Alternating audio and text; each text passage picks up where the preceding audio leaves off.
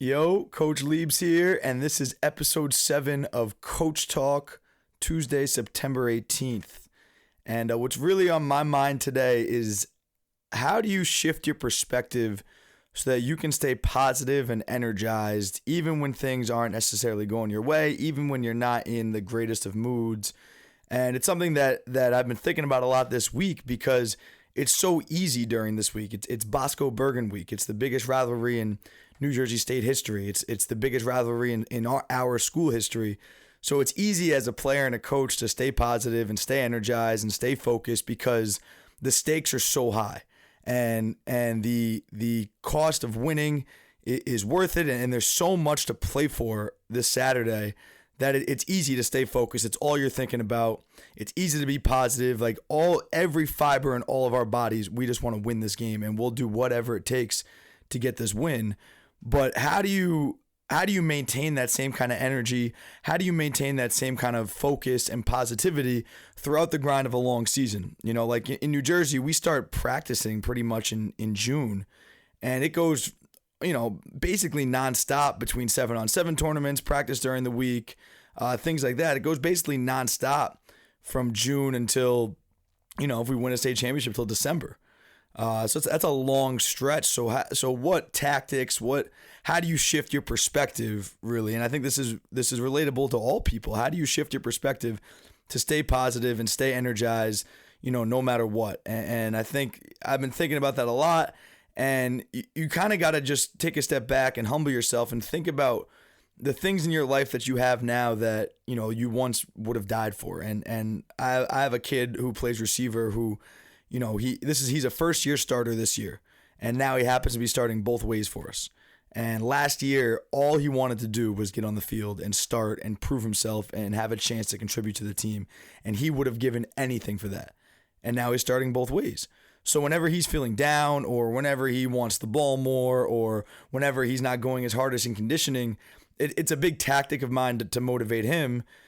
And I remind him that, who are you now to be feeling bad for yourself when a year ago today, you would have killed for this opportunity, and now you have it. Go take advantage of it. Don't let yourself, feel bad about something that's generally out of your control. Or even if it is in your control, you need to find a way to snap out of that and take advantage of this opportunity because you once did not have this opportunity, and do not let it slip. And I think this has been especially more difficult for me coaching high school kids than coaching college kids, just because of the nature of kids, of being younger. I think high school kids are so much more caught up in comparing themselves to other people. And especially now with college football recruiting, how all the offers are so public on Twitter and Instagram, that kids get really down on themselves easily when they see a player who might be of comparable talent get offered by a school and they don't have an offer. Or they see someone who in their mind, I'm better than that kid, but he has an offer and you don't. And I think kids easily get into their own head, and they're so young and growing, by the day, that they get down on themselves really for no reason. And a lot of it's in their head, and a lot of it, it makes your job as a pseudo therapist, which is your job as a coach, I think, anywhere. It makes it that much more important, I think, at the high school level, because there's so many more emotions and so much more inexperience and immaturity in these high school kids, and there's so much more uncertainty. I think that's the biggest thing, is that once you get to college, like, you've made it in a way, and I think if you're playing D1 football, like, yeah, maybe you don't want your career to be over. You're trying to play in the NFL, but there's either you're going to be good enough or you're not. And I think there's some certainty in that if I just keep my head down, I grind, I have no choice but to stay positive and to work harder, because, that's the only way I'm going to make it to the highest level. 1% of all college football players make it to the NFL. So that the margin for error is so thin, you don't even think about doubting yourself or any of that, because that's just going to ruin any chance you have. And then, if you're playing D2, D3 football, like, you've accomplished your goal. You played football your entire life.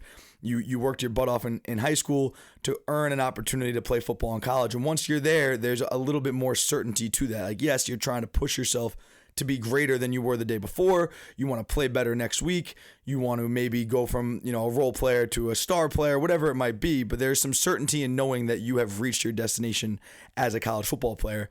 I think for these high school kids, there's so much uncertainty. There's so many kids busting their butt every single day who have no idea whether they'll get recruited, who don't have any offers, who don't know where that offer is going to come from, or who, there's a lot of kids dealing with financial issues where where they might have an offer from a D2, D3 school, but they got to pay a decent amount of money to go to school, and they don't know if their family can afford college if they don't earn a full scholarship somewhere.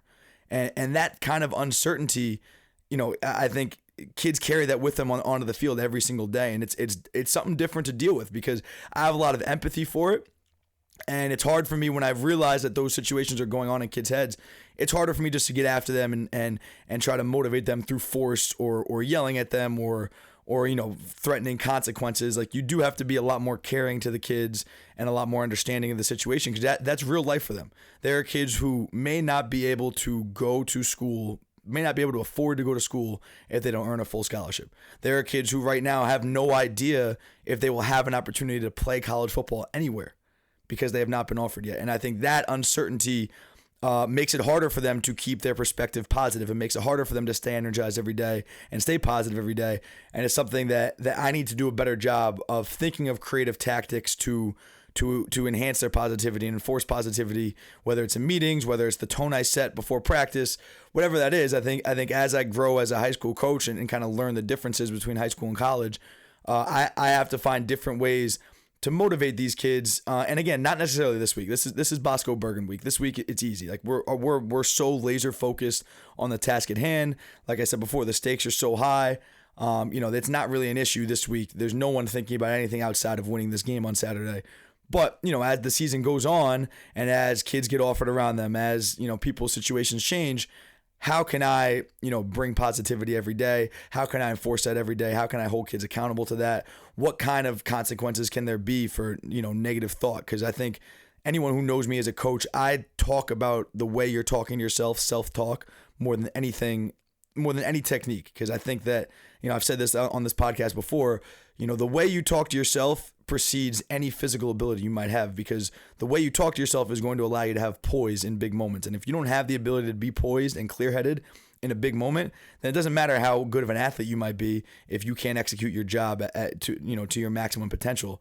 And so I think that training the way you talk to yourself and talking to yourself in a positive way constantly, as like corny as that may seem, like, it's true that telling yourself, I can do this, I'm going to be great, just over and over, and reinforcing positive self-thought is so powerful in the long run. You might not see results from it in a day or a practice or a week, but if you just train that you are going to block out negative thoughts and be conscious of that and be conscious of breeding positive thought, eventually, like, good things happen. I think it's the law of attraction. It's, what you think, what you put out into the world eventually does come back to you.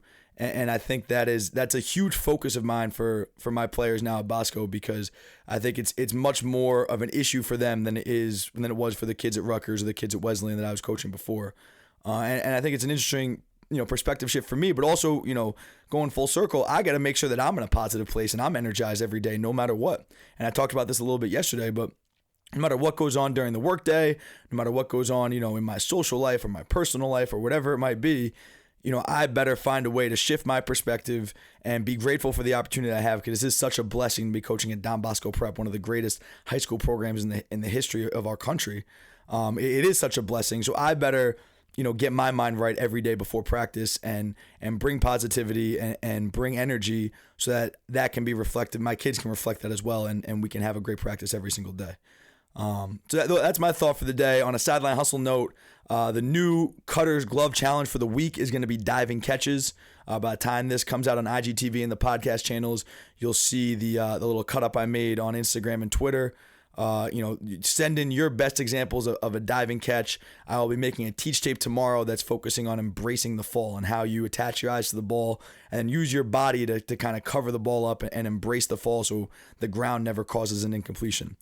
Very, kind of nuanced technical aspect of making these spectacular plays, but these spectacular plays are never just luck. It's always some sort of technique and some sort of thought and practice mechanism that goes into it. So that's it for today. Coach Talk episode 7. I will see you guys tomorrow. Peace.